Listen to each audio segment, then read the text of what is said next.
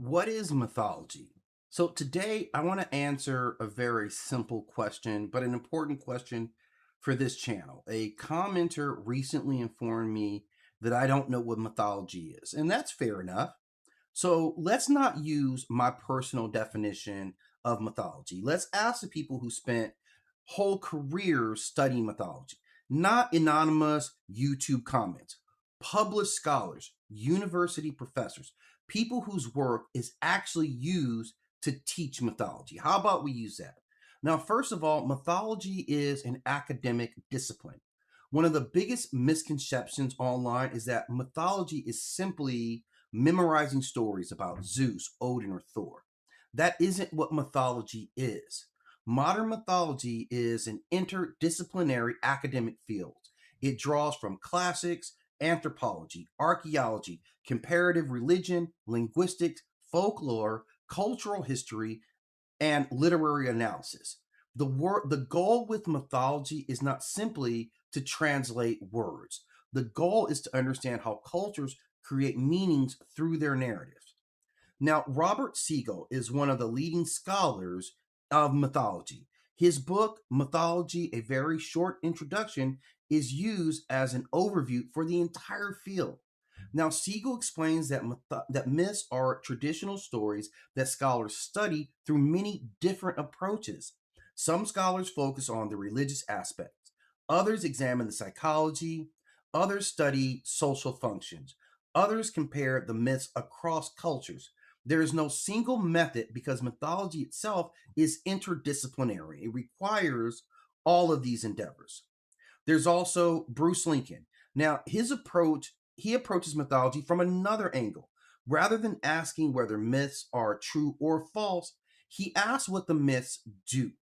Myths authorize cultures, they explain origins, they justify institutions, they communicate values. The important question isn't simply what word appears in line 985. The important question is what is the story communicating inside of its historical culture? That's where the real meaning is. Claude Levi Strauss, anthropologists who transform mythology by showing that myths have structure. Individual stories are less important than the relationship between stories. Patterns repeat. Cultures solve similar problems using different narratives. Again, this goes far beyond translating one sentence or one word and requires much greater in depth thought. Now, if you're familiar with Joseph Campbell, he made mythology popular with the public in general.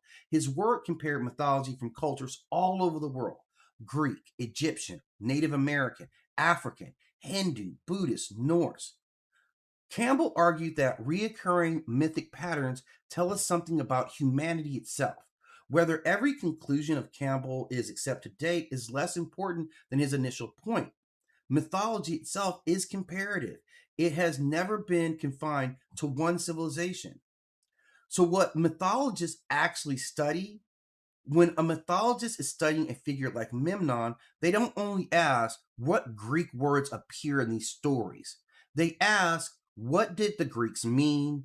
How was Ethiopia understood? How did later authors describe Memnon? What did neighboring cultures write about the same events?